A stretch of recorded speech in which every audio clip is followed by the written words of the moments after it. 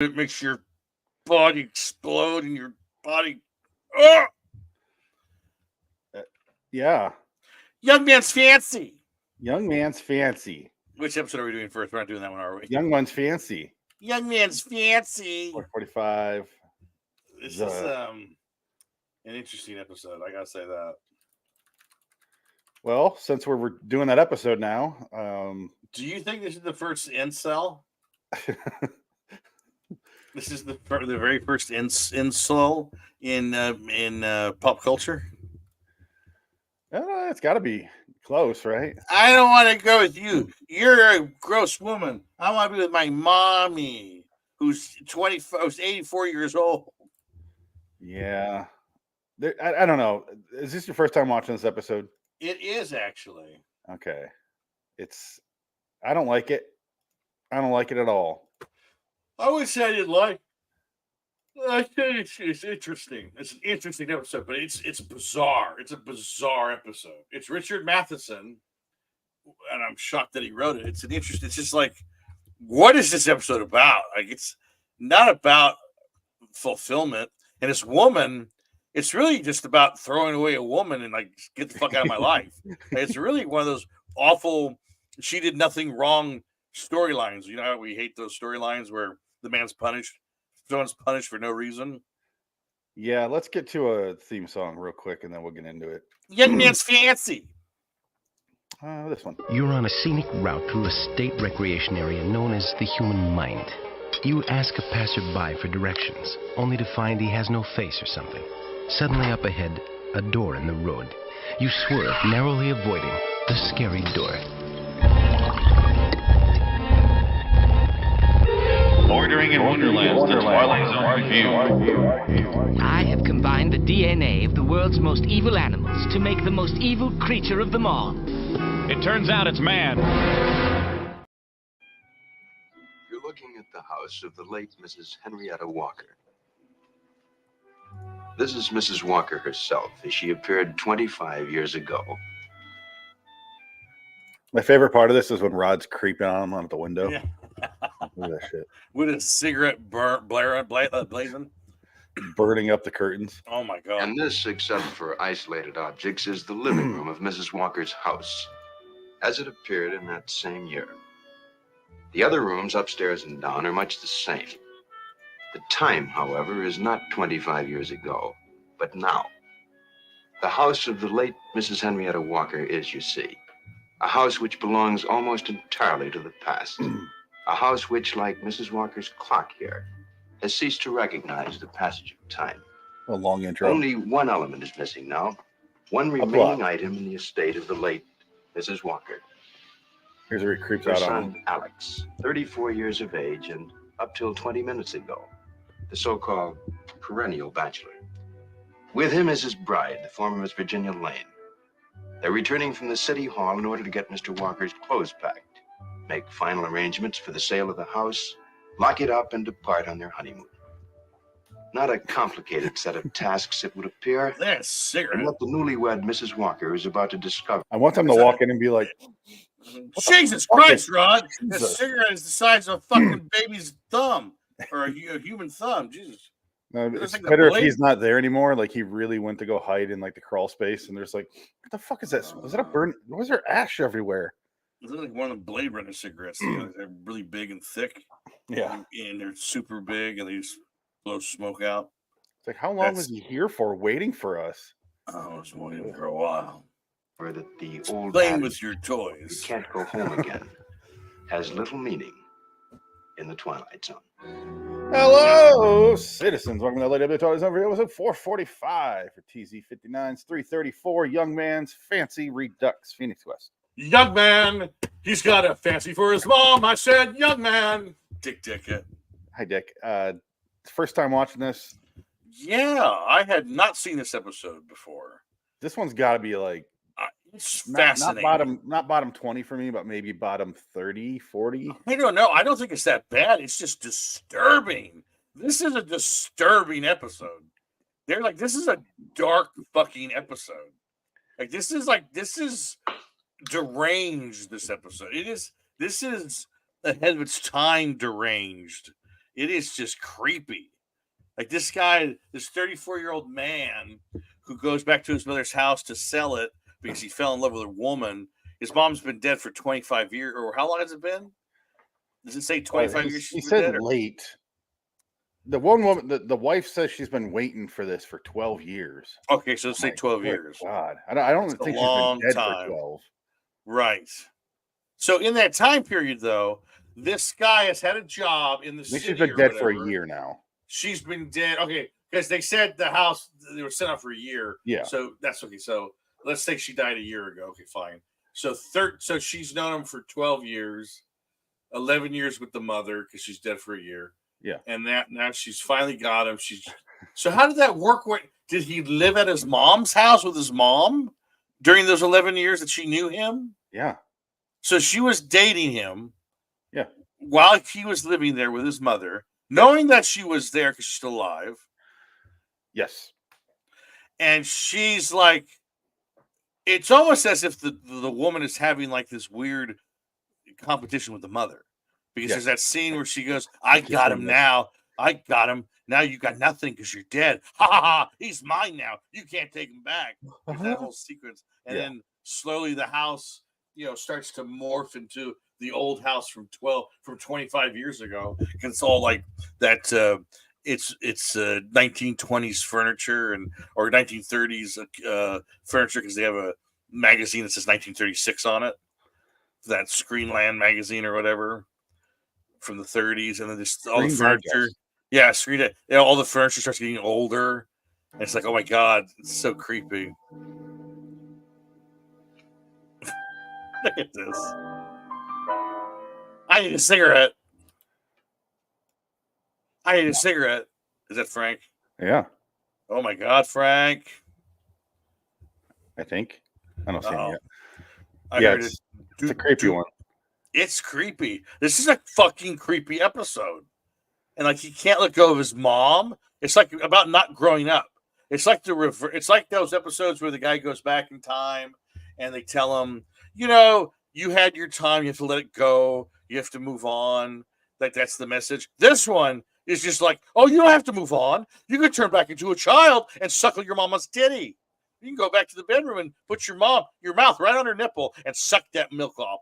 I mean, I don't need you. Look how inviting his bedroom is. It's like the fucking bedroom from Dead Zone. The guy was murdering women.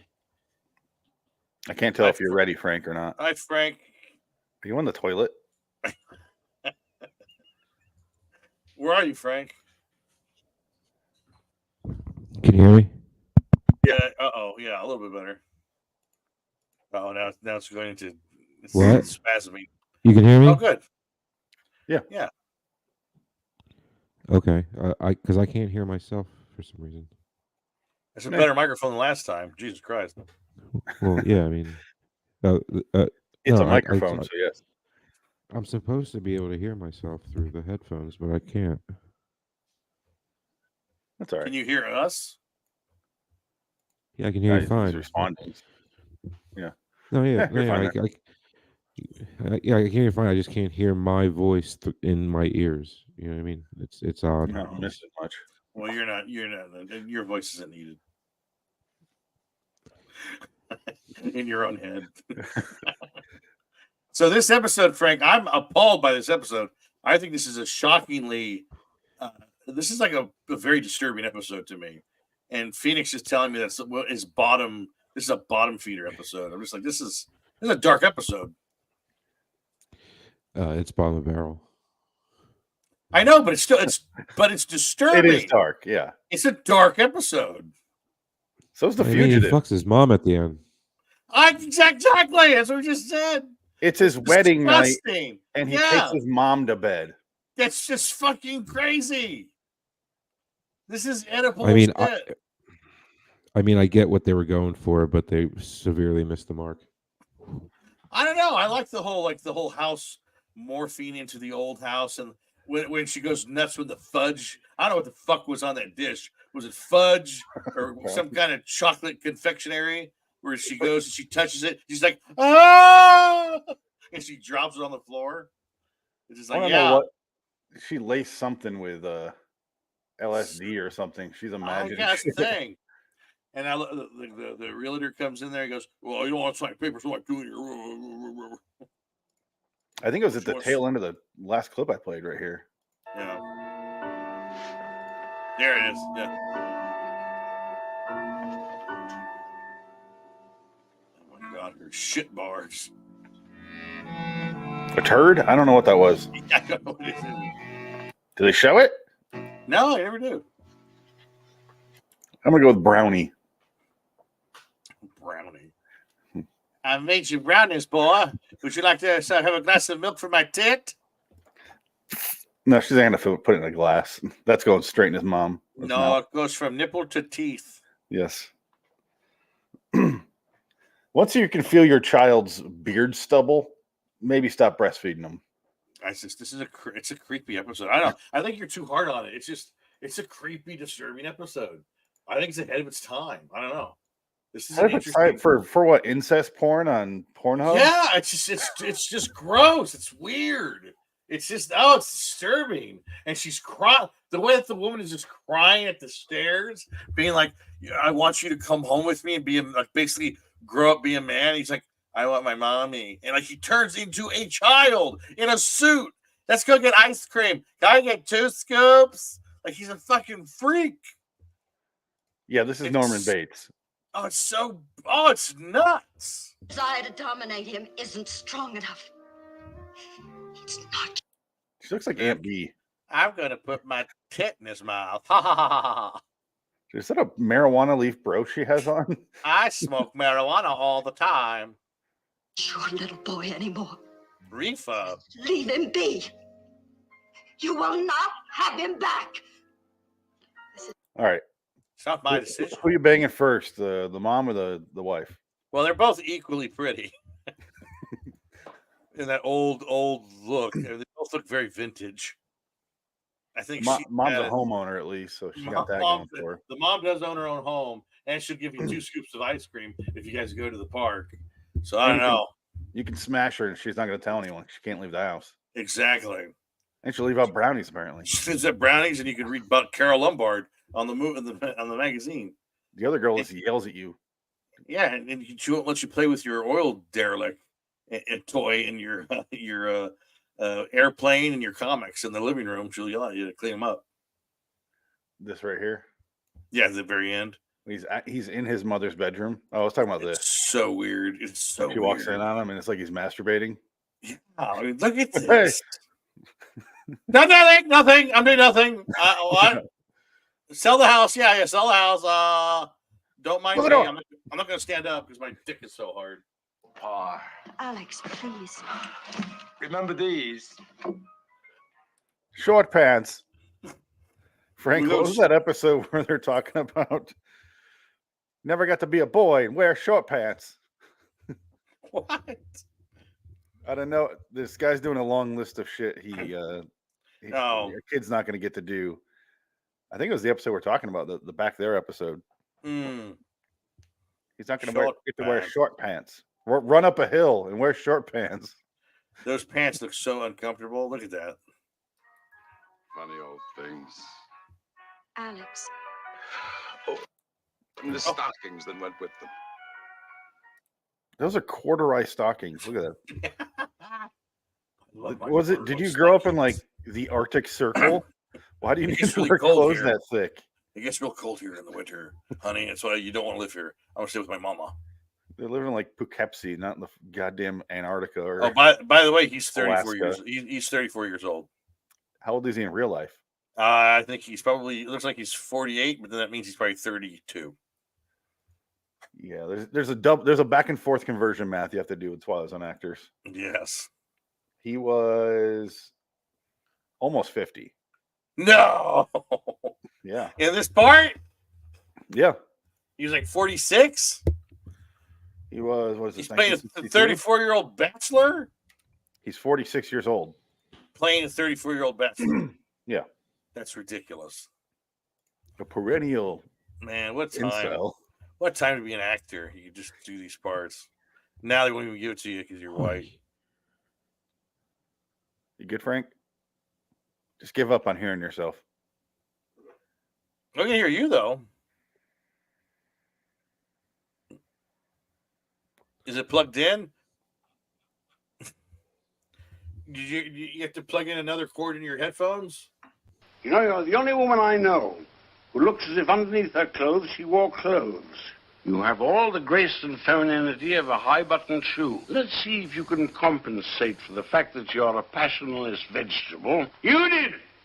You did, you scouting female ape. That's a great one. Oh, I love him. You look like a woman touching yourself with your reggaeton boobies hanging low. It's like he's talking through his cheeks and tongue. But now he's not talking tongue in cheek. No, he's literally talking through them. He's being profoundly aggressive. It just worked. I don't know, Frank. So I'm a little shocked to hear that you are a fan of this episode. I'm not I said fan. I'm just shocked at the material. I'm just shocked that this is an episode of Twilight Zone where it's like, it's just disturbing. This is a disturbing episode. It's weird. Like, this guy is just, he can't be a man. It's just, it's wacky. Oh, it's a disturbing episode. Like right here, the very end is fucking weird. The goddamn paisley wallpaper. Oh, look at that. And then I just read on the IMDb trivia that the carpet on the stairs looks like human eyes. Oh. I don't see human eyes there. I'm sorry. Is that some room 237 nonsense? The carpeting on the steps have a design that look like ladies' eyes, it says.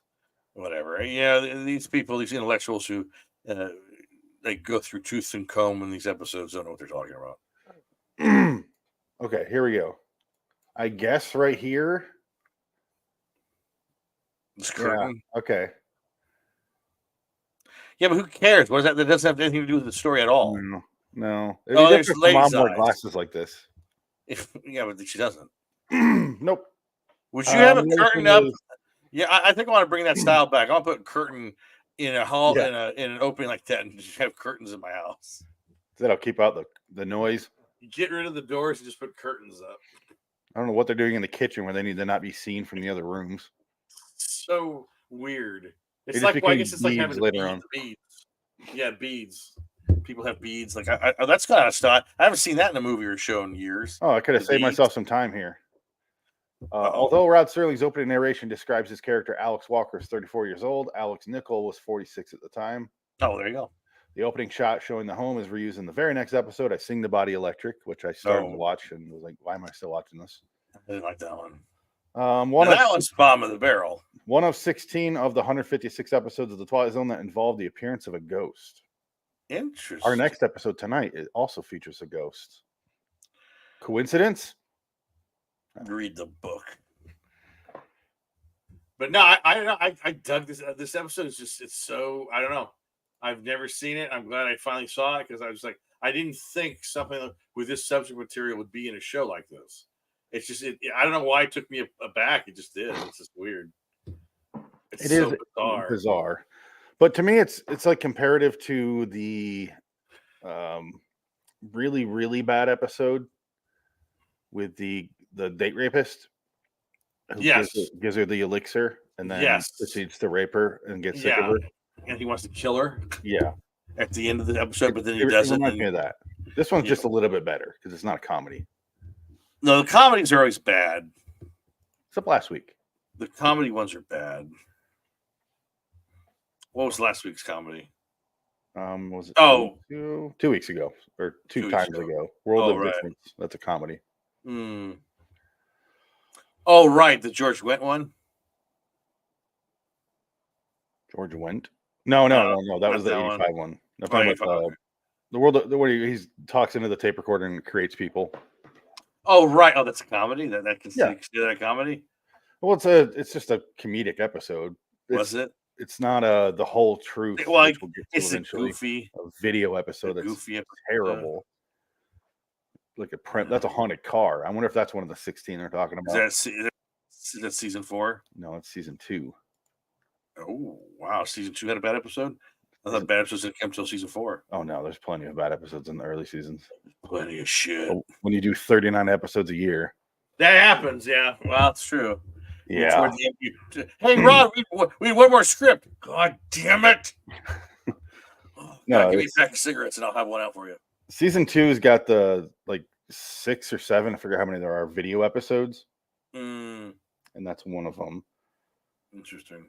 Because it was 22. So that they were taped live. Then is that what it was? That's why they're video-y. No, it's not video. It's not taped live. They just shot it as if it were taped live. I guess back then to edit the video was way too much, so they just kept it rolling. It's basically the lateness of the hour is one of them. Yeah. The Whole Truth, 22, Static, and I'm glad they stopped because the last handful of season 2 is the best episodes of the entire series. But yeah, no, this episode, man, I don't know, it surprised me. It's just it's a bizarre episode. It's creepy. It is real creepy, to say the least.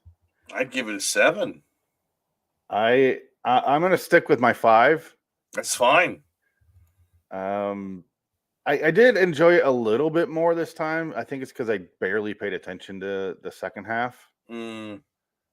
I do agree with you with the stuff where the house is changing and going back in time is cool, but I just wish there was more going on. It's much like the next episode we're going to discuss, the changing of the guard. I just wish there was one more thing going on. This one especially, just needed something else. Right. She needed, I don't know, see the mom before, during this. I don't know. It's just, she shows up at the end, is just stares at her down the hallway or down the stairs, and she already won because the man's like, I want my mommy. Let's go. It's not my choice. It's not my choice, dear. I'm dead. You're blaming me. Oh God, it's creepy. Yeah. My nipples are sore. How are your nipples, Mum? He's like, your little girl's on the slab. Oh man, I love this Turkish delights and some milk from Mama Titty. She's smoking and giving it to him. Oh my God! That's gross. That's so creepy. It's fine because she can drink. She can drink whiskey, and he won't. If he gets drunk, it's not a big deal. It's not like a baby. He loves it. He wants to get drunk off her mama's milk tit whiskey. He's only been secondhand drunk. You see? Oh my God! It was his choice, not mine. Your little boy anymore. Leave him be. You will not have him back. This is not my doing. Look at that. Oh, he looks like my Uncle Bob. He does look like Uncle Bob. Oh my God, it's creepy. That's who he looks like. Oh shit. Alex. You. Oh. Can we go to the park and then to the zoo and have 2 ice cream cones? Oh boy. Oh boy. So no, but, God, I have another question. Gross. Did the ghost of the mother kill him in that room? So now he's a child. That's the least of this movie, sir. I think it could be the woman going crazy, and maybe he's digressed, like in reality. Okay, here you go. I just figured it out. We're seeing her point of view, which is the PG version. The reality is a very X-rated version where he comes out in a dog collar and a diaper, and he's crying. He's saying, "I'm going to stay here, and Mama going to take care of me." And it's her dead body, like in a corner. So I said like it's her psycho. Skeleton. Well, yeah, but he's eating her. He's still drinking her tit milk. Like her tits hanging out, but it's like the only thing that's fleshy. And it's like a woman's suit, like slumped over in the corner, and he puts it on, and it's just weird shit, weirder shit than we could possibly imagine. But her brain can't deduce that, so she has to imagine it was a little boy instead. Her brain is editing it for television because her mind has snapped. She is gone. Mentally. I know they can't show it because that would be immoral. It's been a while since that one's been on here. Yeah. That's a good one. Wow. Brilliant. Brilliant. Good, Frank. Yeah, I can hear you now. All right. Well, that wasn't the problem. You hearing yourself was the problem, wasn't it? No, it just stopped working. I couldn't hear you. And I didn't do anything. It just went out. And I had I wonder why I'm getting so frustrated. I'm like, you sound very can't hear NPR though. Your microphone's very nice. It's very calm and soothing. Oh shit! Thank you. It's very nice. Coming up next, fantastic. Another incestual episode of the Twilight Zone. Memories. It's ASMR Twilight Zone. That's our third episode tonight. Oh, that's you. You're having memories. Back in. So, guys, Frank. Oh my God! I was a sex worker back in the Old West. I loved every second of it. Yeah. Let me go back. Please, I want to live there. I want to smell the rawhide and the buffalo blood. I'd suck your dick right now to go back, but I'm not a sex worker now. Give me a buffalo liver, I'll eat it, and I'll eat your asshole. I love it. But yeah, Frank, what do you give this out of 10? This is like a 2. Wow, no, I'll give it I'll give it a 3 just because it's Twilight Zone. It's so ridiculous. It's so nuts. It's crazy. It's 2, 5, and 7. I mean, Rod's voice was in it, so that gives it a constitutes 3 something. instantly. There you go. Yeah. Speaking of, let's get the Rod's voice and get out of And you here. get to see him smoke a big cigarette. Outro 2341. Oh, here we go. All right, here's the outro. We're done with this episode, Frank. We'll be on with the next one. Changing of the guard. Exit Miss Virginia Lane. Formally and most briefly, Mrs. Alex Walker. Briefly, she's still married to him. You don't get to get out of your wedding this easily, dude. Oh, by the way, he turned into a child. How else am I going to know this relationship? You married a child, you pervert. It is brownies, though. Brownies are fudge. Sick, twisted bitch. Probably fudge. I think you're right. What is this device? It's a radio. This? What? That's a radio. Oh, really? Yeah, it's a radio. I've never seen one like this. With well, it's like those. Remember the TVs that were like that, where they're basically a dresser with a TV in the middle and drawers on the side, but this and a record player on top. My grandma had one, like the record player one, but I don't recognize this thing right here. Is that just a dial? Yeah, I think that's just a really old fucking Vista radio from 1922 or some shit. It's a speaker. She's just given up a battle and in a strange way retreated. But this has been a retreat back to reality. Her opponent, Alex Walker, will now and forever hold a line that exists in the past. He has put a claim on a moment in time and is not about to relinquish it. Such things do happen in the Twilight Zone. By the way, she fucked that child in the Twilight Zone. Until next time, and in the meantime, I'm Phoenix West. Frank Links, I guess. Yeah. Frank made a brief appearance. That's a great. You might be here. All right. So long. Frank Links with his 10-year-old MacBook Air, apparently. It works. It works. Shit, why not? I don't know how good anymore. It's like this with one of those old time writers who have to still use a typewriter to write his stories because he'll never use a computer. He never adapted to the modern technology. Why would you though? Like if it works, it works. Fuck. Yeah, you know. No, I mean no. I mean I shouldn't be using it for streaming. I should be using that one, but I only have one network cable, and I didn't feel and my mixer's over here because my MacBook has all the guitar amp pedals inside of it. So how when I set it up, it's over here, and hi buddy. What? The Redux Phoenix West. It is exists in the past. Was it?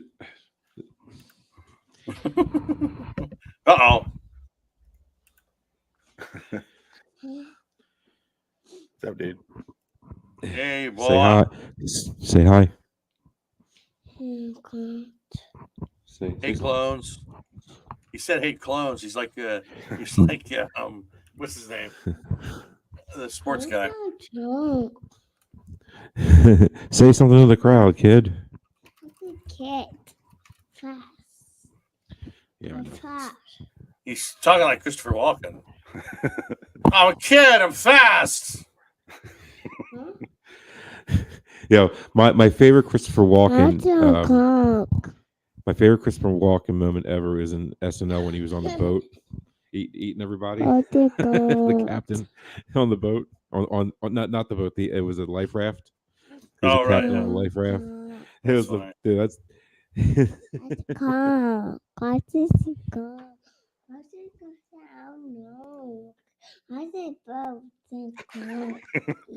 Sorry, Phoenix was trying to play something I don't want to watch.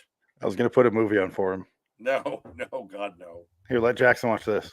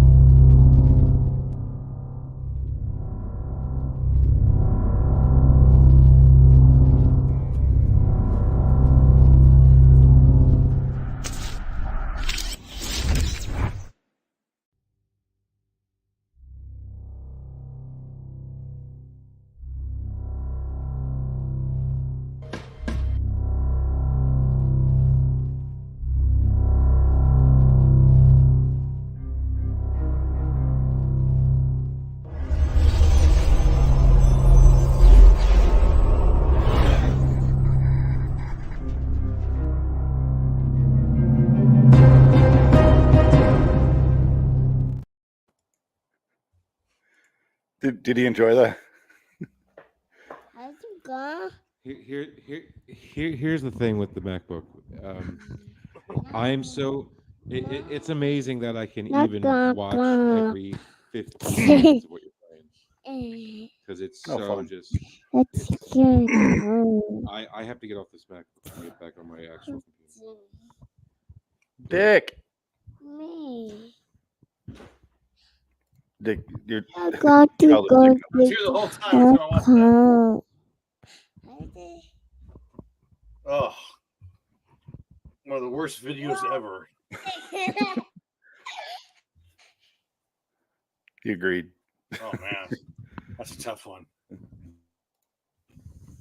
Yeah. God. Get out.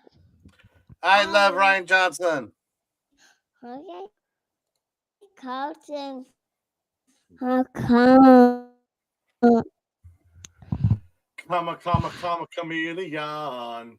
Dick, where are you? Hold on. Thought my water was somewhere else. We're starting the second episode now. We're doing this. Oh, good. Yeah, let's do. I don't know this. Fuck it. A man journeys from point A to point I B, got but this is no ordinary silver. journey. For little does this man know, but this trip ends in a dark, mysterious, terrible place, Myrtle Beach, South Carolina, and also the Twilight Zone. Relax. The nightmare in the sky is over, but on the ground, a man who has decided to exercise for the very first time is killed by a falling elliptical machine. And also, members of Pearl Jam. Another coincidence that can only happen in the Twilight Zone.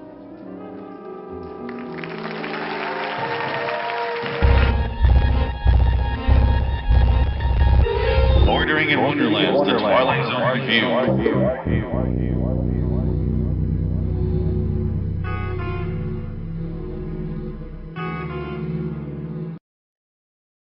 Professor Ellis Fowler, a gentle, bookish guide to the young, Okay. who is about to discover that life still has What surprises, and that the campus of the Rock Springs School for Boys lies on a direct Okay. path to another institution, commonly referred to as the Twilight Zone.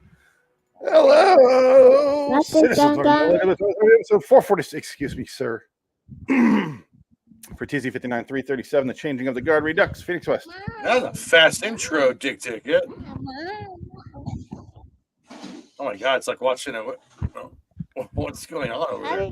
Stop it. It's my mic. No. No, yes, mine. Mine. This is what's happening. Mine. It's That's mine. How do you friend? That's what was going on. Ken? Oh, I got Ken! It's Chris Farley There's impression. blood everywhere. Jackson's blood's everywhere. I got Taka. A typey. I typey. All right. Well, this is gonna be interesting having a toddler as a co-host. Well, it makes as much sense as any other person. Did he just knee you in the balls or something? Thank you. No, it's the second time. It feels like my hip is going to just yank out of my body, man. Oh my God! Like when he sits in my lap and he moves, like it feels like it feels like my leg is going to just snap out of my. I don't know. Oh, I got the happy. A typey. Yeah, buddy. A typey. I got that. Yeah. And decipher his I language. got that. He can't hear you guys. All Guys. Yeah, buddy. Good job. Bye. Bye. Bye to it. I'm done with this. I'm done. Okay. Encore. Bye-bye. Say bye. Say bye. That was a clean mic. He's got all kinds of Bye. seasons. Okay. Good time for night. Time for night. Go. Now go see Mama. Yes. Go see television. Your other uncle. Your dad's all out of child abuse. Give you a nice screen, a nice tablet to look at things and ruin your future. Dick, as with these classic episodes, my first question is always first time watching this one. Actually, yes. First, I didn't know Donald Pleasance was in an episode of Twilight Zone. Jackson is still going crazy on the mic. And he was how old? He was 40. He's supposed to be playing what, a 57-year-old. He was only like 40 or 37 here, or 42 here, something like that. Yeah, he's got to be in his 30s, right? Yeah. Well, I love this episode. Was very, very, very poignant and sad, and just kind of a really soft, lovely episode. But it was just like, very. I can see it's a little too saccharine, maybe. 43. but it's good. Yeah, I like this one a lot. It was very, very touching. It's a very touching episode. Very Christmassy. I'm glad we saw it during Christmas. Ah. It was a Christmas episode that they aired in June in 1956. Yeah, June 1st. They Go figure couldn't that wait one to get to summer for this. Did he say titty? I'm questioning Titty. who unmuted him. Titty. Did he unmute himself or did Frank? Maybe he did. Go find some titty. Just like that last guy. All right, Jackson, you're a good co-host, but yeah, monopolizing the mic. I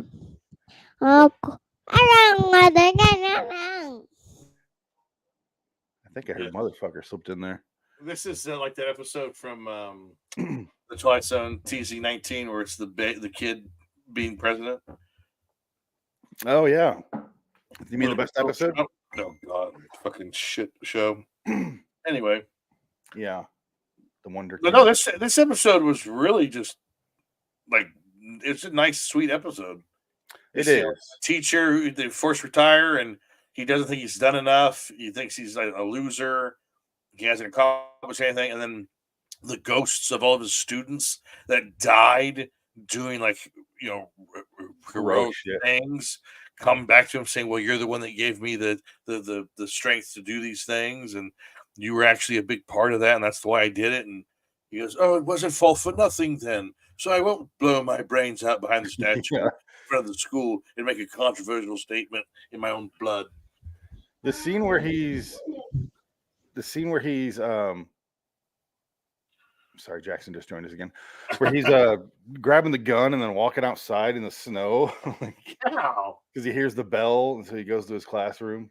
Yeah, so, I don't know. It's kind of like a little Scrooge, Ebenezer Scrooge sort of thing, or a little bit even closer to It's a Wonderful Life. With the suicide stuff. Very, very Wonderful Life. Yeah. Yeah, it's just it is saccharine. It is a very sweet episode. Kind of hard not to like it. And Donald Pleasance is so good in it. Yeah, he is. And he's just such a good actor. He's always good in everything he's in. And he's very good in this, playing an older man. Just like, what did I do? I'd like to go home and listen to this radio program that will make me happy for a small time before I put a bullet in my mouth. His son is just going to town. Oh, he doesn't like mic and headphones. Causes a rift in time and space. He's going to he just does a couple middle fingers to us. I wonder if you can hear us through the microphones or through the headset. I don't know. I could. No, whatever. Anyway, that's what I was going to bring up. The scene where he's getting fired and thinks he's getting another contract in the mail. Yes. And then the guy's like, you didn't read the letter from the trustees, did you? You should probably do that. You're old as fuck, and we don't want you around anymore. Because he's doing a speech where he's like, I taught one of my former students' grandchildren. Yeah. Isn't that? And he's constantly cleaning his glasses. Like, what the fuck is he doing with those things? Yeah. He's cleaning them during his entire class just before this. I'm slowly losing my mind. Oh, no, I just shit in the corner again. I forgot to wipe. Yes. He has a Richard Dreyfuss look. He does. Especially right here. Yeah, he does. Yeah. Richard Dreyfuss as Gary Oldman as President Truman. Yeah. Discharged. Discharged? Oh, no, Professor, please don't call it that. It's retirement. And at half salary for the rest of your life. That's a fucking great deal. Half salary the rest of your life? I picture him like the old man from the Six Flags ad right now, just dancing the fuck out of it. Like, half pay. And then reality, where he's like, I'm going to sit home and master. No. Six Flags is non-existent. It doesn't exist anymore. It's out of business. Is it? Yeah, I think the one down. They're all pretty much out of business. I'm gonna boot the child here. Sorry. Bye, child. Be one with the Force. I don't think Frank's coming back. He just Frank left is- his child with He us. left his child there. I want to go screw my wife and call it a night. You know what? We'll leave him here because it's funny. Look at Have that. a child on screen the entire time. Yeah, I'm going to talk in this microphone. No one can hear me. He's just. Hi, Jackson. What are you doing? Hi. He hears something. Oh, there he goes. He's talking, but we can't hear you because you're on mute. I'm trying to unmute him, but it's taking time. Don't matter. Don't bother. We don't need to unmute this. He's unmuted, just not making sound. I think he unplugged it. Oh, hopefully. Hopefully, God, We'll God babysit willing. for you. It's all Yes, thanks, Frank. We'll watch your kid when you guys go out to dinner, and Probably he's just here. banging away. I gotta get my hip back into balance, so he has to bang his wife. Jock that I'm back gonna in. bang this thing back in. We think he's talking about just punching it. Yeah.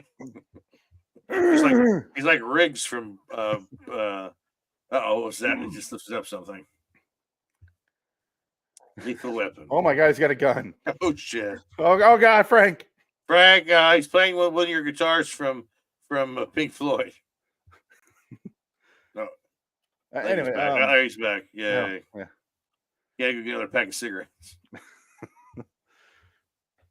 Our babysitting shift is almost over here. Yes. So how much an hour do I get paid to watch your son? You can have 2 popsicles and this bird cage. Fine, still got it. On Simpsons. Yeah. I have a question. Yes. Would this episode be better? Okay, Frank's back. We can take the kid off. Something I think about every time I watch this is: would this episode be better if we didn't know they were dead until later? No, I don't know. I don't think it matters. Because then it would have the same effect, because you wouldn't know they were dead, but what are they doing there? Because they just appear out of nowhere, so you're going to assume they're ghosts anyway. Yeah. Yeah, but they could have. I don't know. That's just something I think about every time. Where Well, I appreciate the setup. Like you have that, because you show how he's sort of saddened by the loss of his students. That he's been in this business for so long, being a tutor, being a teacher, that he's lost students. And can you imagine being, a man, an older man, and children that you basically taught and raised in a way die before you? It's kind of weird, and it kind of screws you up probably mentally or emotionally. So he's dealing with that too on top of everything else. Yeah, I'm just curious if it would play any better, and I think it'd be the same. I don't know, because I think it would be too stupid of a if they're like, "Hey, professor, you taught me," because he's in such a state where he's not really thinking about who they are. It's like, I was your student a while ago. You taught me about courage, and the bravery of men, and then at the end he hears all their stories, and he's like, "Wait a minute, you died." Right. Danny Horowitz, you died in Iwo Jima. I buried you 6 feet deep. How'd you get out of your grave? I heard you died poking a Vietnamese woman. But and then he realizes, oh, they're here to save me. I don't know. Yeah. This is something I think about every time I watch it. Either way, it works. It didn't really affect me in any way. Because I always think the delay is going to happen later when he finds out they're dead, but it's right away. Well, it's right. He figured it out, or is it all in his head? And he's like, it's just in "You his died." head. And he's like, "Yes, sir, in the war in '44." Yes, I was killed by one of them slopes. One of them dirty ass nips. It'd be great if it was so racist because he's so angry of being dead from a Japanese samurai sword. And the only reason I really think about you son of a bitch. The only reason I really think about it is because I think the scene would be creepier and cooler as if he walked in to his room, his classroom, and they're already waiting there. It's just full of dead children. No, you don't know they're dead. They're just like sitting. It seems like they're having a meeting talking about him. Yeah. And then he finds out they're dead. But instead, they're all like, they just appear and they're like in unison. Well, the last 4 though, because only 3 talk, or 4 or 3 talk. Like they say, "I'm X, Y, and Z." Watch. Yeah, and the other 4 just stand up and they go, "Hi, we're dead too." That's it. We don't know how or why or what happened to them. You taught me about being dead and hanging out in classrooms. You told me to pull out, and I did. When I did, I had a heart attack. Thanks, Doc. Thanks, Professor. Oh, this is crazy because the video is the exact background right here. Yeah. So it's just kind of bleeding over. Creepy. Look at that. Ooh. What are these words? Painkiller? Penetrator? What does it say? Penetrator. I am big penetrator. I am big penetrator. These kids are funny. Little bastards writing their shit, their dirty limericks on my board before break. It has a haunting stare. And so this old man, Donald Pleasance, must live on the campus because he's got a nice little pad. He got a nice fireplace office, and he got his own servant who brings him fucking dinner. What a fucking life. And that's going to keep going for forever? Oh, sign me up for this fucking job. Yeah, what is that piece of ass he has serving him? That's the mother from the last episode. It's her sister. It's the mother's sister from the last episode. I'm going to suckle your breast. Suckle my breast, Donald Pleasance. Just like my sister's son does. I picked the wrong time to play. Musical. Taught me about loyalty. Yeah. Whiting, sir. 4th form. Class of 51. You taught me about ethics. I died of Abraham AIDS. Lincoln, you taught me. Oh, wait. I died of AIDS. You told me about love, sir, and keeping secrets. Not telling you anyone a soul about what we did. You taught me about pimping and keeping hoes in line. All them bitches got to pay. Oh, this is during the time I was drinking a lot. That bitch better have my money. Yes. You And taught me how to that make them evil- your long-term sex slave maid. You taught me evil dice tonight. You taught me the Catholic Church isn't the only one that has secrets. Oh, God. Oh, the drinking years. No, sir. This was yesterday. All the years. Well, it doesn't matter. I picked Anyway. the wrong decade to stop sniffing glue. I'm off to catch Pumaman. Puma. Puma. Pumaman. Oh, man. It's one of the best MST3K episodes. Where are you, Pumaman? Wow. Pumaman. Oh, so yeah, no, episode is shockingly sentimental, and I did enjoy it, and I'd probably give it an 8. I really like this episode a lot. Donald Pleasance is fantastic. I really loved his performance. He's so good. Frank is gone. He did say that He's gone. He didn't watch the next. He didn't get to watch the next episode. He said, That's fine. This is a great episode. I love this episode. Great one. Must watch during the holidays. 8 out of 10. Yeah. Oh yeah, no, I agree. It's a good one. I'm gonna give it a 7. Yeah. And then, like I said, it's just because I want that one more thing happening. Right. It just plays. Well, it doesn't. Super sappy to me. Sorry that you don't have a heart. It's all right. I just wish maybe when he got back to his office, he's like, I've decided I do want to retire. No more of the. He accidentally shoots himself. He has a heart attack.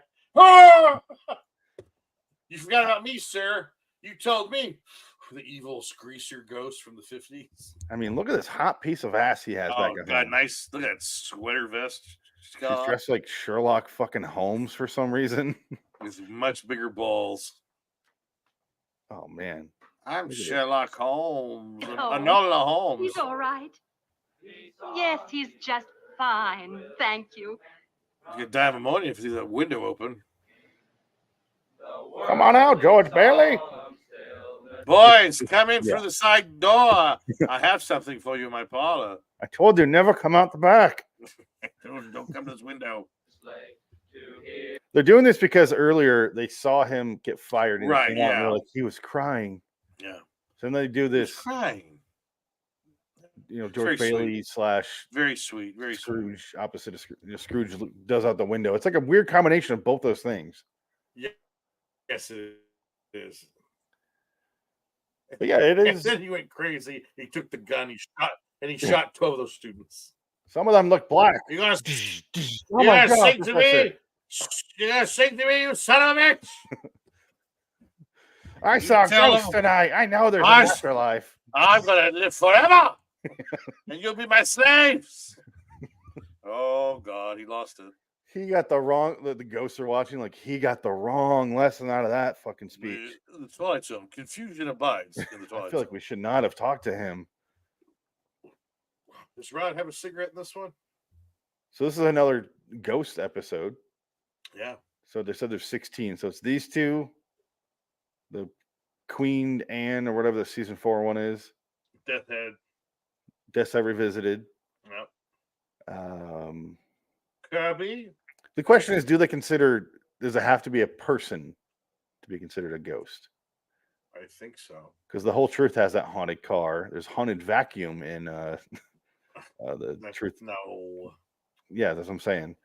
Yeah. So it's got to be people. Oh, you have there's some episodes with like ghost figures, but they're not actually ghosts because it's in the character's head. You call the Ghostbusters, bring it to you call. We ain't afraid no ghost. That's the Bobby Brown version of the Ghostbusters thing. Ghostbusters 2, 1989. There needs to be a third version, other than that really slow piano one. You mean that awful Fall Out Boy song that they did in Ghostbusters 2016? Yeah. That's a fucking good. Fall Out Boy is like the worst band in history. That's Fall Out Boy? They're awful. They did the sequel to the Billy Joel song, like We Didn't Start the Fire. It's like an awful song. It's so fucking terrible. Yeah, when they mention 9/11, it's some buildings fell or something like that. Like they glossed over it so quickly. Well, and it doesn't even rhyme. They're not even in chronological order. They just name things that happened the last 16 years or whatever. Yeah. And it's like, that's not how the song goes. Billy Joel hates that song. Billy Joel hates you. And I'm trying to Fall Out Boy. He probably hates me too. That's fine. I don't know you, but I don't like you either. R.I.P. He's alive. No, R.I.P. Billy Joel's still alive. Just like there's a Beetlejuice 2 coming out in September. Nope. It's coming. It's September 2nd. Tim Burton, who's now going out with Monica Bellucci, is just stating on his Instagram that they shot the last day, and Beetlejuice 2 is coming out in September of 2024. Oh, it's annoying. I don't understand how Tim Burton got that. Can you do more movies that start with the letter B, Tim? You got like 17 of them. You need more? What are you talking about? Batman Returns, Beetlejuice, Big Eyes, 2, Big Eyes, Big Fish. What's the other one? Bedwood. There's like he has a bunch of movies that start with B. Fat Planet Beetlejuice. Planet of the Apes. Well, if it was beyond Planet of the Apes, it makes sense. Then he goes to C with a few of them. He likes the early alphabet spelling ones. Corpse Bride, Ed Wood, Edward Scissorhands, Demon Barber, Fleet Street. That was Sweeney Todd. Yeah. Which I saw once and never saw it again. Yep. Saw it in theaters, and once I saw it in theater, I drove home for Christmas from LA to Modesto that night. I was supposed to go to work, and I was like, I'm just going to drive home tonight because the storm was coming. So I had to kind of beat the storm. So I just didn't go to work and drove all the way home that night. And good thing I did, because a storm came in. The Grapevine would have been closed if I would have waited. So I actually was probably a good thing I left. Side story that had nothing to do with anything. No, that's all right. I got this episode today. I'm thinking of all the Tim Burton movies I've seen in the theater. I think it's only a few. I saw Big Fish. I've seen Batman Returns. We saw Big Fish. Big Fish we saw. Planet of the Apes I saw. Planet of the Apes I saw. Sleepy Hollow I saw. Didn't see Sleepy Hollow in the theater. Saw Batman and Batman Returns. I never saw Batman. I did see Batman Returns. I might be done. You know what I wish I did was Mars Attacks. I saw Mars Attacks in the theater.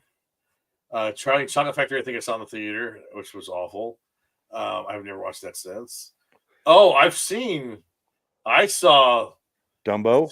No, I didn't see Dumbo, but I did see Alice in Wonderland in the theater. Oh God, that was terrible.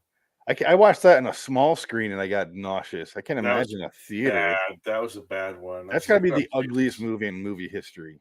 It's up there. It's pretty bad. Oh God, I hate everything. What else has he done? Huh? trying to think. Maybe I didn't see a lot of them. I didn't see that one. I saw that one on HBO. Frankenweenie. Didn't see that one. Theaters didn't Corpse care. Bride. Didn't see that one. Theaters didn't care. I don't think I've ever seen it since. I've never seen Corpse Bride. Dark Shadows. Oh, I saw Dark Shadows in theater. Okay, I saw that one. Yeah. Big Top Pee-wee, or Pee-wee's Big Adventure, I mean. Didn't see that one in theaters. I saw it subsequently many times, but I'm trying to remember the last time I saw Big Top Pee-wee. It's been a long time. It's got to be since I was like 6, 7. Yeah. Really long time ago. Top Pee-wee. I love Pee-wee. You be top. I remember not liking it, and then I never watched it. Like I was like, no, that one's not good. Yeah. But I couldn't tell you a single thing that happens in it. Was that post or pre jerk off?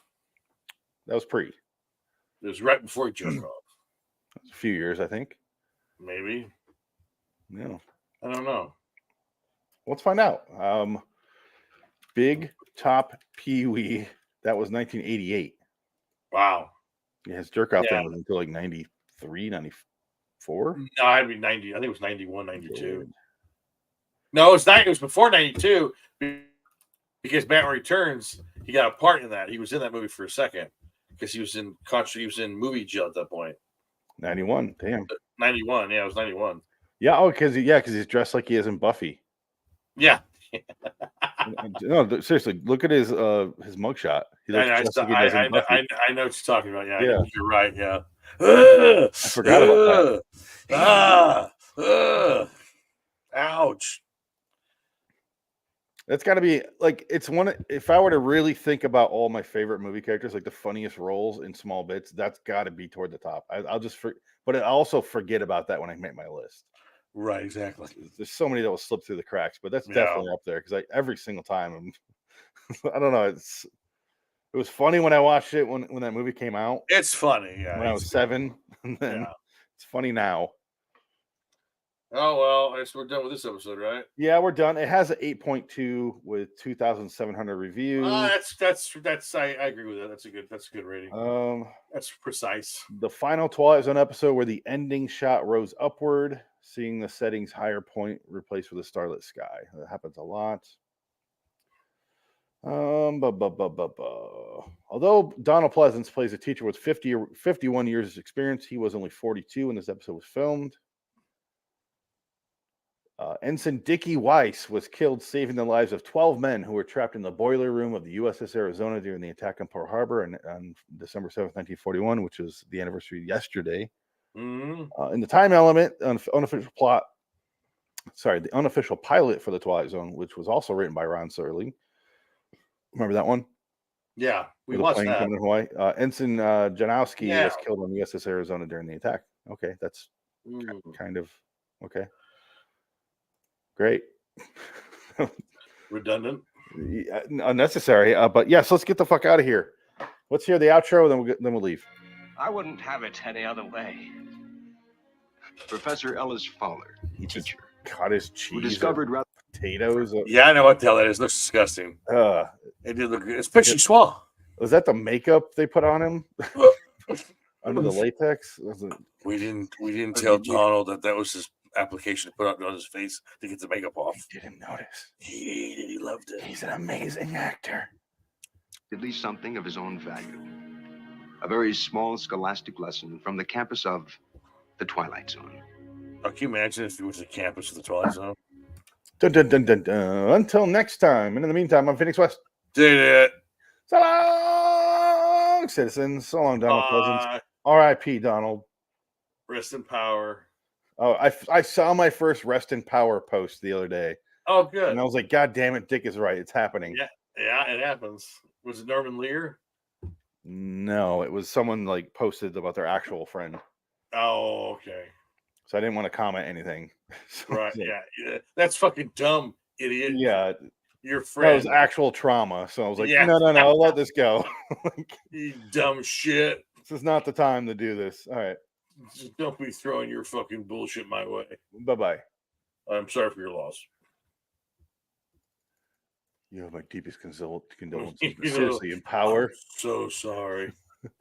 I'm so sorry. I'm so sorry. Yeah, I'm so sorry. Oh man. Yeah, remember our Simpsons. This 85 episode was interesting. Oh, we'll get there in a minute. Oh my god. Banners. Created David Banner. David Banner is not gay. Because Bruce Banner is a queer. I should do a Incredible Hulk opening for our show. Oh yeah, that'd be good. Scientist Richard Pierce. Scientific cricket. They came upon a formula that transformed them. You wouldn't like us if we were angry. You don't want us to watch bad movies. You don't want to know what we like about bad movies. Nick Cage wants some coke with us. That would work. It would be really good for B-movie battle. Yeah. Like just the generic episodes, not so much the Nick Cage cast ones. Right. Movie reviewers. And then you go into that. We're was it Norman Lear? Yeah, it was Norman Lear. Norman Lear. King Lear. Shite. Hold on. Oh, you lost everything? No, I accidentally deleted the episode for later. Uh-oh. I got it still. It's the same. Well, that's a big problem. No, I mean the Twilight Zone episode. Oh. I have it on my main folder so I don't have to look for it. Right. I do it every time. It's why I played Die Hard with a Vengeance earlier, because I was moving it over there. All right, I'm good. All right. But are we good here? Let's see if it'll load. Memories. Fucking memories. How do they work? The memory remains.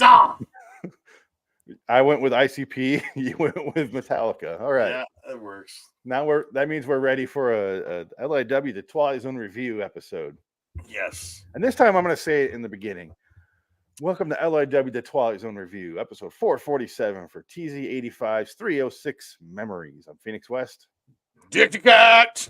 Hello, Dick the Cat. Let's do in my memories of past life regression. You're traveling to another dimension. When I die, I want to be high. Never worry, just bury me along with my currency. You're entering the Twilight Zone. Hey, yo. Okay, roll it again. You're entering LIW, the Twilight Zone review.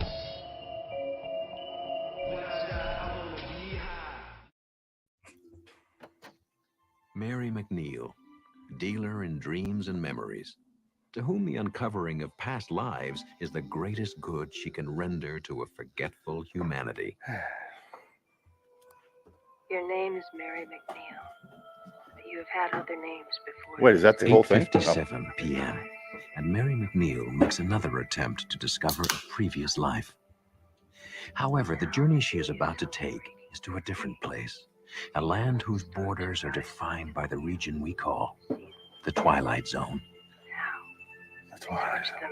You slip off your panties, kick off your terrible 80s shoes into my shag carpeting. I'm used to doing my intro right here. I don't know what to say. Rub your toes in my bushy bush. All right, Dick. Memories. This is a product of the 80s 100%. Yes. This episode, the subject of the material. This must have been right when that past life therapy bullshit was beginning to happen. Like that was the new scam that was going on at the time, where people were just like, did you know that you had other lives beyond this one? And I could hypnotize you for a fee, of course, and we can find out, where you came from. And they found out years later that it was basically all done through fucking bullshit. It was all bullshit because the person hypnotizing you basically said, and then you saw a wagon, right? Yeah, I saw a wagon. Like he just bullshit. It was all about the power of suggestion, and it's all bullshit. It doesn't matter. There was no basically. First of all, I don't believe in hypnosis, but it's basically the equivalent of Brendan Massey's police interview in his confession from To Make a Murderer. You ever watched that on Netflix? No. Kid has no idea what the fuck's going on, and they're like, "Yeah, but you helped your uncle cut up the body, didn't you?" He's like, "Yeah, I helped my uncle cut up the body." Well, there you go. And then you watch wrestling. He's like, yeah, then I watch wrestling. He's just repeating what they're saying. He's an idiot. Yeah, well, he is. He just is. He's not all the way there. And then they just take advantage of him. But that's right. Just want to close that case and move on. The power of suggestion is definitely. Some people are very, very susceptible to that sort of stuff. I personally don't believe in any of that shit. Hypnosis or past lives or really anything. Not much. You're a little more open to that stuff. Like you believe in ghosts. Not really.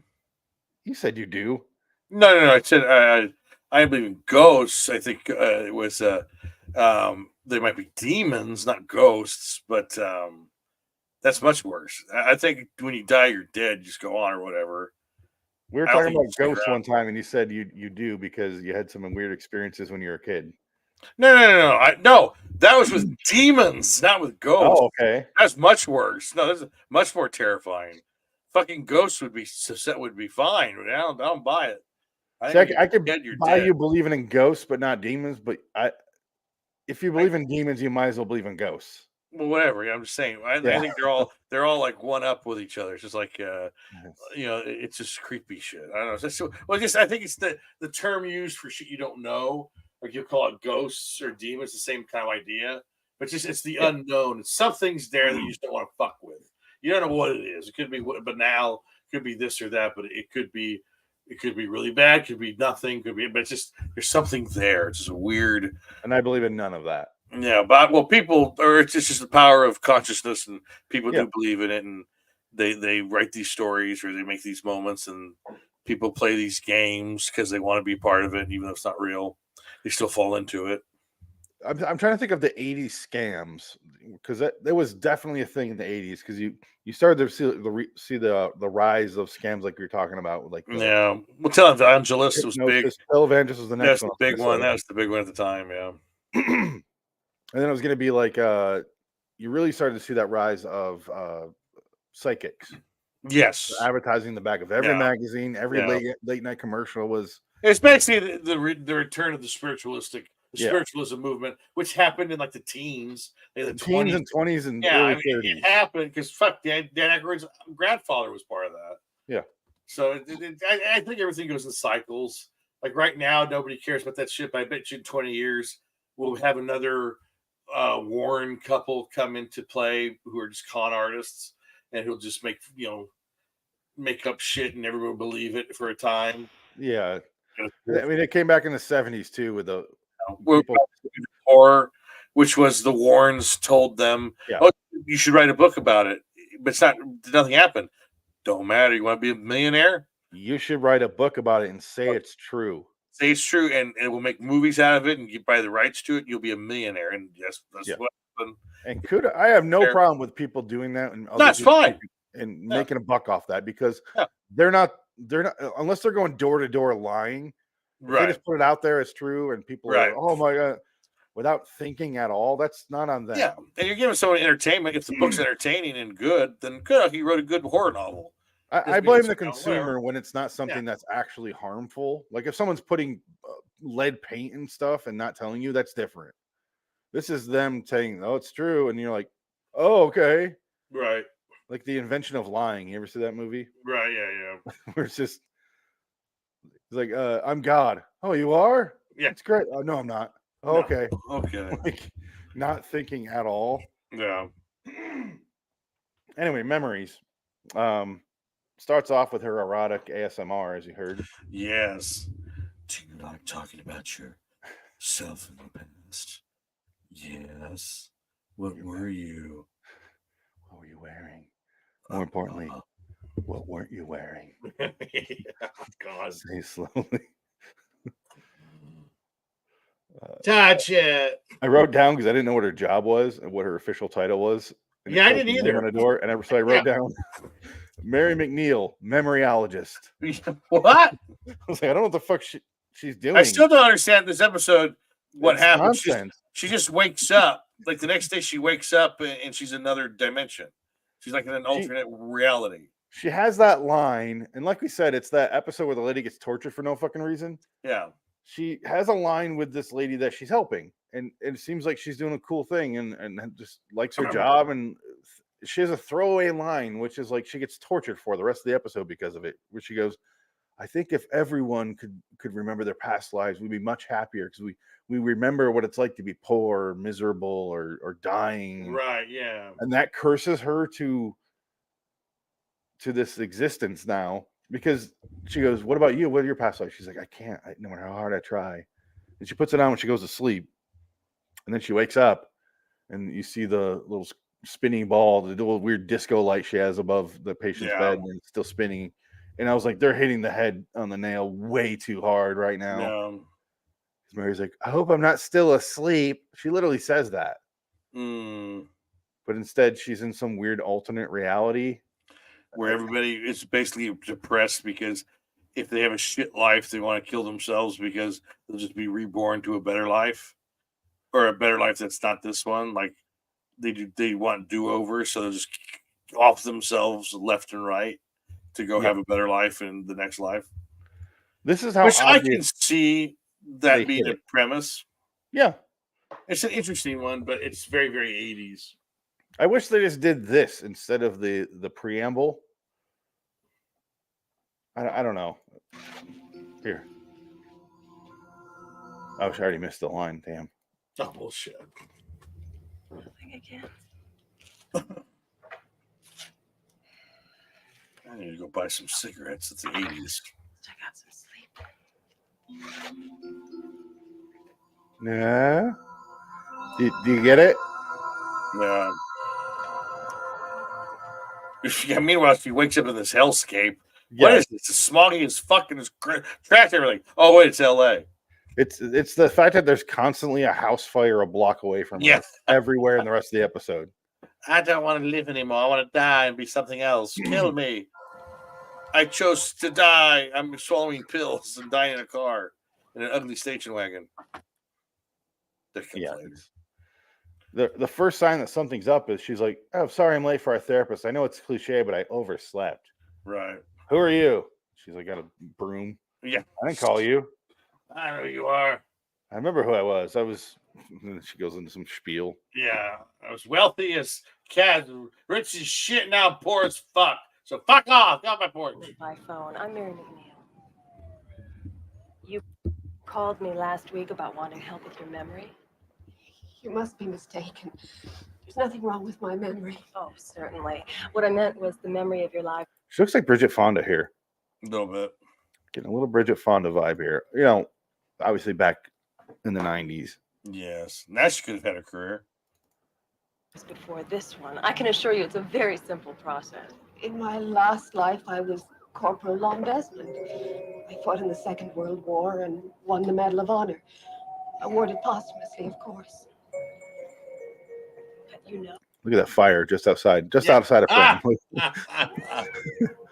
Ridiculous. Medal? It was nothing. I jumped on a grenade to save my squad. That's amazing. How did you know that? What is happening in the background? Yeah, man, it's Frank's kid. Yeah. Jackson's in the episode. Jackson's in the episode. I jumped on a grenade and now I sweep up at the baby murdering factory. Then she goes to where her office is and she's just way too casual about everything. Yeah. She just kind of walks into the scene and it reminded me a lot of the Beetlejuice waiting room. A little bit, yeah. A little bit. Look at this. It's full of weirdos. A little bit, yeah. I was waiting for Beetlejuice. Beetlejuice. Wait. Oh. Don't do it now. Oh, almost said it. The sequel's gonna come. Oh, that's never gonna happen. Look at these weirdos. They're all so miserable. That's what makes me laugh. Everybody hates life because they have to live this shitty one. Fuck you on, bitch. Yeah, this character actor, he's been in a bunch of stuff. Yeah. He shows up. He shows up and then he's trying to get her like a job. I guess he's a job placement firm. Yes. And then he, because of his weirdos in the waiting room, he has to lock his office during business hours because he's clearly open. I'm sorry, I can't help you. she's late enough where she woke up late, and so it's definitely during business hours. Anyway, he's like, "What about your past lives? Do you have any experience? Don't go past 100 years because I'm not going to be able to, just talk about whatever he says." And then she's like, I don't know what you're talking about. And then the whole fucking scene is just there. She doesn't have any past memories, and he's like, "Okay, bye." And she leaves, and he's like, he calls up Stanley Tucci, and he's like, "Hey, she might be the one. No, let's not kill her yet." Yeah. How many lines do they have where they're like, "Don't kill her"? Like, apparently Stanley Tucci guy just loves to kill women. I want to make sure that she's not the one we have to kill. Yeah, he's just like, she might be the one. Please don't kill this one. Can you give me one, Stanley Tucci? It's so weird looking at like this actress's time, her career. She had a promising career before this episode aired. Oh, she's done a bunch of TV, a lot of TV, big TV shows, and she does this one. She does Twilight Zone, Heat of the Night, Father Dowling Mysteries, MacGyver, Dallas. 27 episodes in Dallas. There you go. 27. I could see this woman in Dallas, though. That makes sense. She was in that for She's got that 27 look. episodes. But it's toward the end. Like, she hasn't done anything since 2001. Did you notice that? Because I often read off what else they're in or what else they directed. You ever notice in the Heat of the Night TV show? A lot of these actors on there, a lot of them. Yeah, a lot of guys go to that show for some reason. And it's a show I've never once seen. I've never watched it consciously. I just think you would hear more about it. I only hear about it when we talk about the actors or the directors of the show. Yeah. And I'll say I had another thought during this scene here. The bureaucratic stuff that's in the 85 TV series, because it's in a bunch of episodes. Remember that one where it was like all heaven and it's all bureaucratic stuff? Yeah, and the one with the wish bank. Yeah. It's always like that. Well, I think that was kind of the style at the time because everybody's aping Brazil, maybe. That's exactly what I was going to say. Did Terry Gilliam's Brazil start that, or was he commenting on something else that we're unaware of? Yeah, I don't know. Because that was early 80s. And this is only 2-3 years later, I guess. Yeah. Oh, this is 88. What's Brazil like? 84, 85, 86, something like that. It's 85, 85, yeah. So 3 years later. Yeah, I mean, yeah.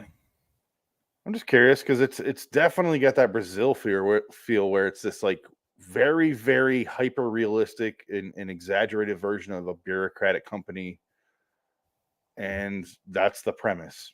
And it works in Brazil because it's so far fetched. Yeah, and it's annoying to watch if it's not done well. I'll say that. It's just like, oh god damn it! Like, red tape is the joke, and then we'll never get beyond that. But let's hear this phone call where he calls Stanley Tucci. So she didn't have that vacant look so many people have. Mary McNeil. Yes, I agree. She could be the one we're looking for. Oh, maybe it's later. He says, "Don't kill her."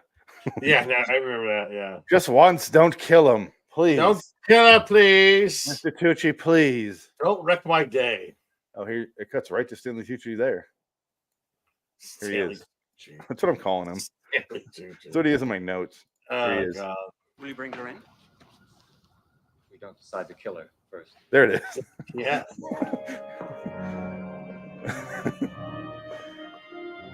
The Tooch don't fuck around.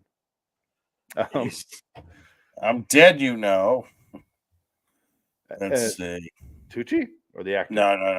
No, he's still alive. I'm not the director. The director of this episode's dead.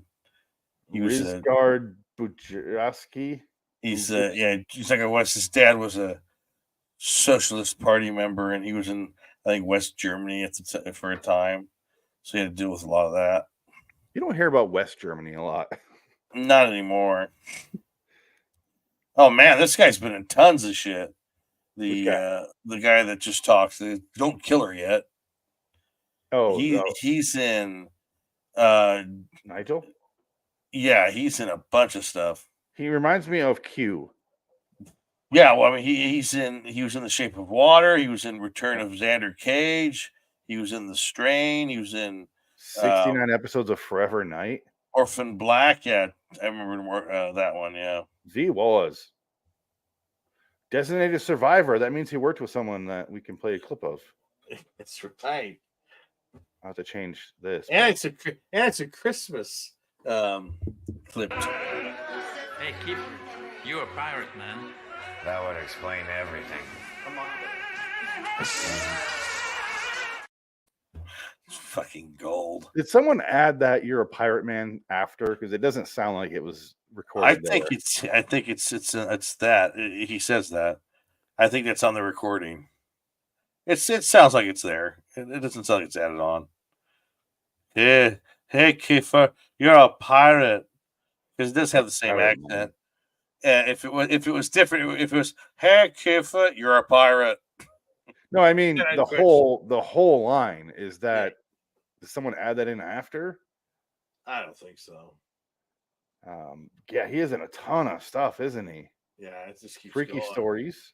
That's on Anthology. He works there. He doesn't say no to any job, doesn't matter how bad it is. La Femme Nikita. Look at that. Yeah. He's in Murder at 1600. One Tough 1998 One Tough Cop. Gotti. Good one. Madonna, Innocence Lost. He's in a music video. Jesus Christ.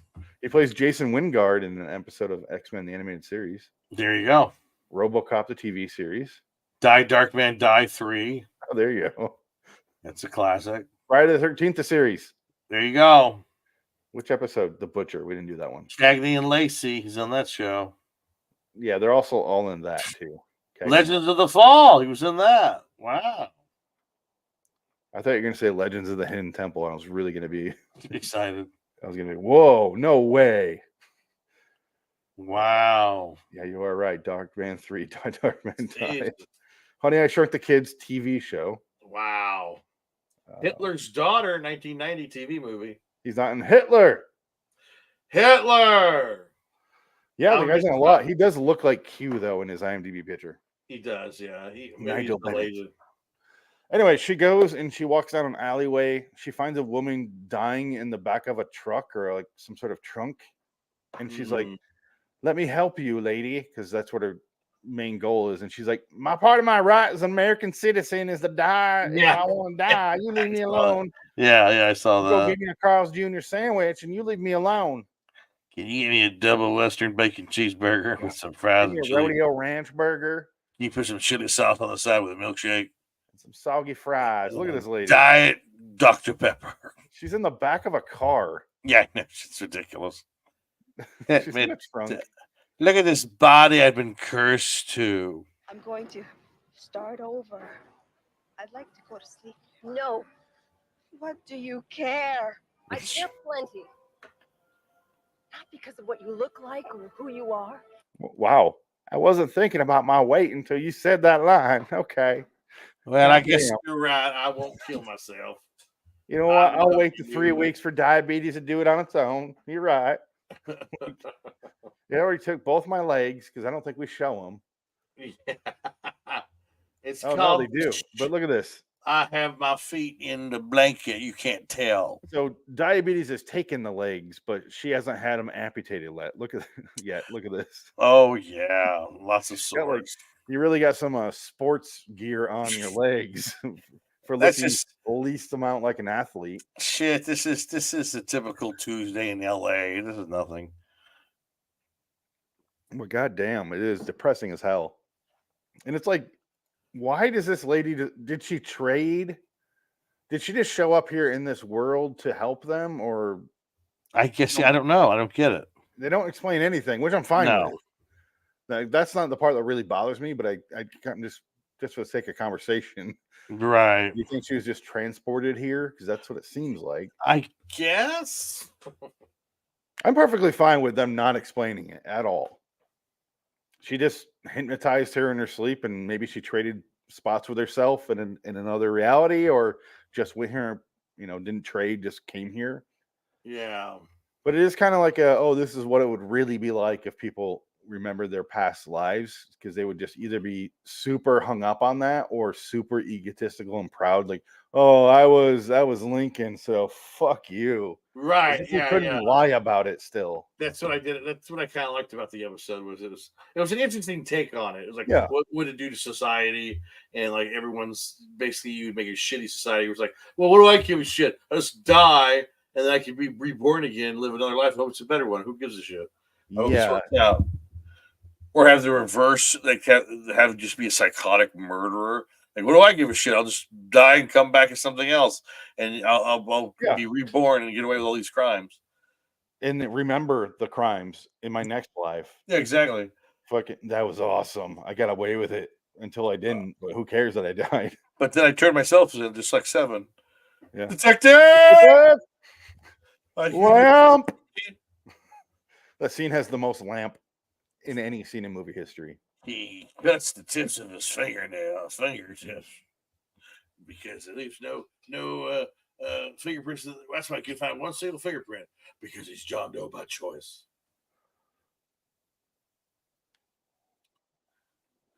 I love that he put the wood chips in his stomach so that he would look at the floor to see that he was dragging the fridge out to write the word behind it. They were fed to him. That was so like, I don't know why. That's the one that stuck with me.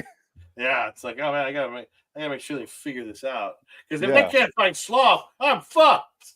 And luckily, he comes back to the department later to be. Yeah. He's holding that little baggie full of those little curled up curly fries. I thought all you do is kill innocent people. Innocent people, that's supposed to be funny. Yeah.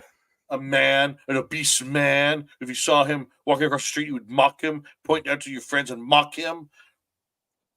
And let's not forget about the disease spreading whore. Let's not forget about all the victims that came forward and then died tragic deaths, so I got off. Yeah. Let's not forget about that, detectives! Detectives! Sex crimes acquitted! Now you can go back to work. We don't want you here, Spacey. Get out of here. How dare you? I'm gonna rape you. I'm gonna rape you. I do know his speech as the House of Cards guy.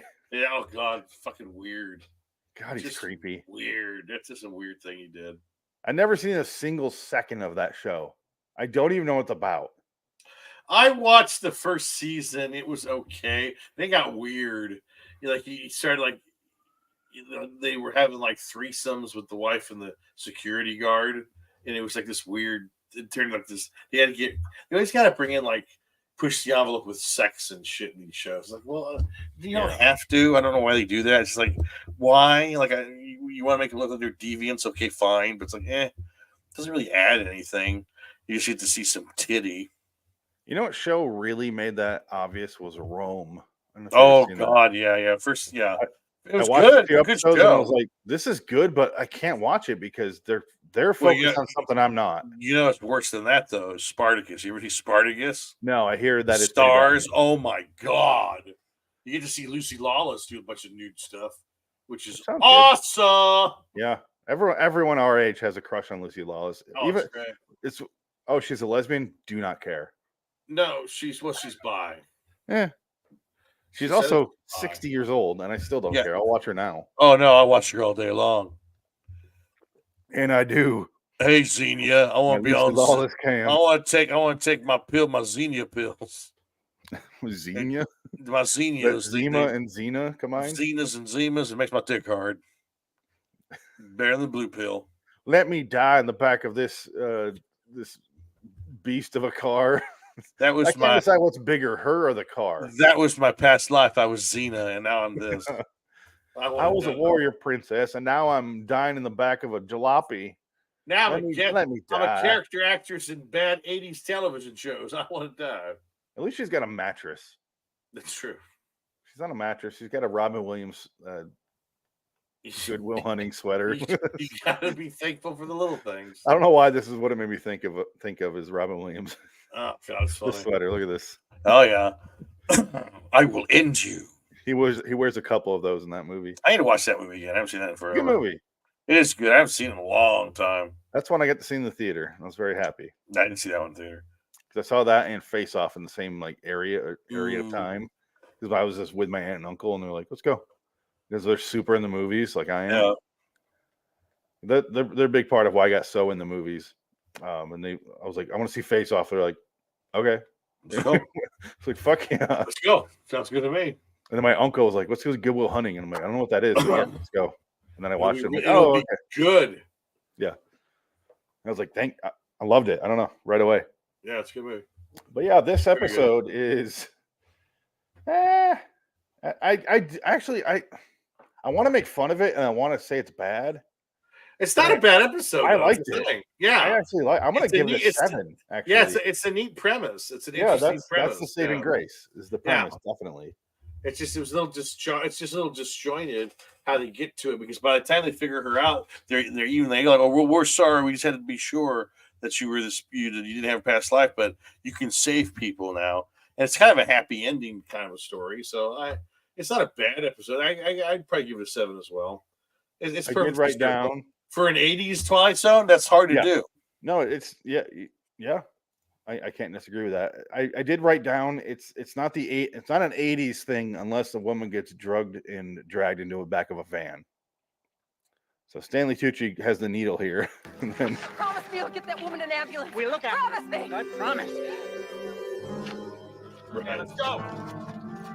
What about the woman? What about her? I made a promise. I made a promise. Call an ambulance. What do you say? They'd call the ambulance. Oh, get an ambulance. And he starts to call on his gun. He looks like it's an AK-47 right there. He looks like a janitor. This is a different world. AK-47s are phones. They're iPhones. Oh, it's Seconds by John Frankenheimer now.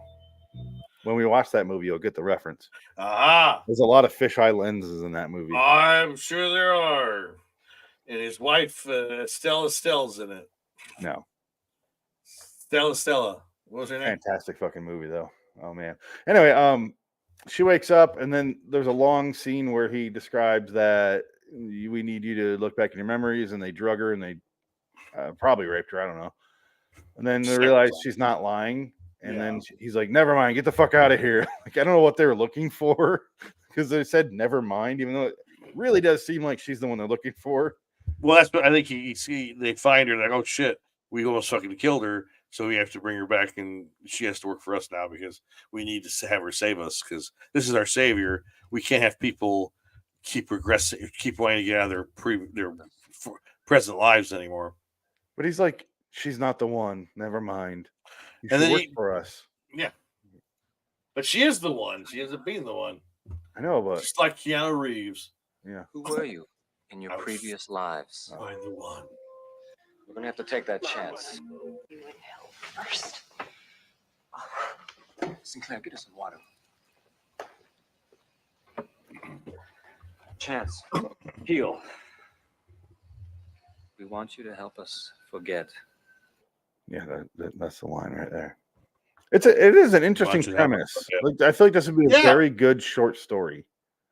Yeah. Or even like nowadays, it would be a 3-book young adult series, Hunger Games sort of thing.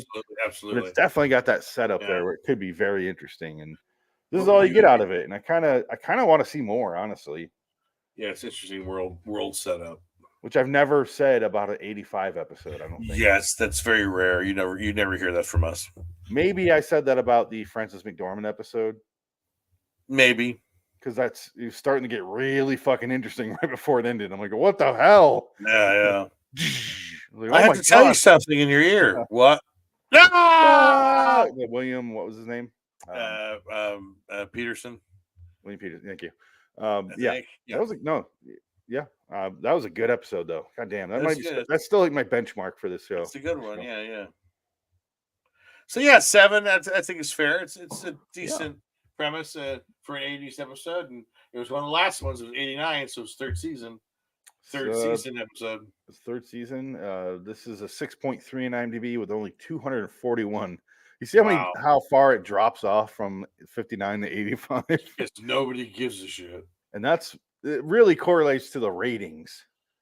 because the original show very, very, very successful.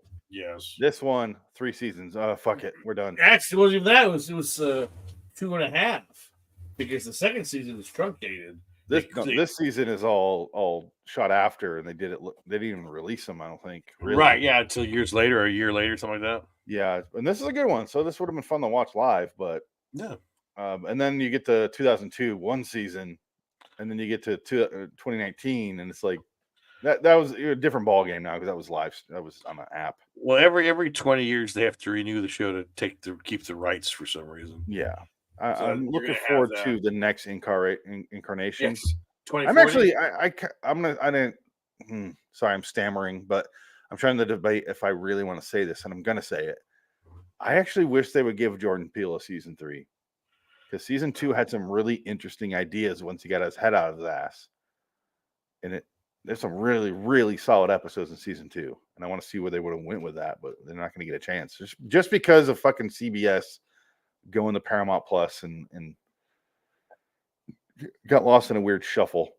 Yeah. It wasn't even due to lack of ratings or anything. It was just because they got shuffled up and it didn't have their name Star Trek attached. So they're like, cancel it. Yeah. Cancel it. I did compare the ending of this episode to Inception, because he basically is going to have her incept the idea of there's no prior lives. Right. Yeah. And all I could think about was Inception. This is not my my room. It was a test and you failed. Next week, because we're gonna do Twilight Zone the rest of the year. That's fine. Get a bunch out of the way. Next week, though, I'm so sorry to say this, but the first episode is gonna be Night Gallery, Room for One Less. No, I think it's a shorter one. It might be a full episode. I don't know. No. But then we're doing 2 Reduxes. So it's going to be 22, which is one of the video ones. And then we're doing Ring a Ding Girl, which is shot on the exact same set and the exact same setup of that set that we did with Young Man's Fancy today. Oh, wow. You're going to recognize that room, the living room and the stairs and everything. Holy shit. It's the exact same setup. Wow. And then we're going to do 85's But Can She Type, which I believe is a really short segment. And that's it. Next on the Twilight Zone. LIW's the Twilight Zone review, that is. Until next time. In the meantime, Phoenix West. I was Ticket in another life. That's okay. So long, citizens. Bye. Bye. Barbara Stock. That was my name. I was Barbara Stock in a previous life. I loved staying at home and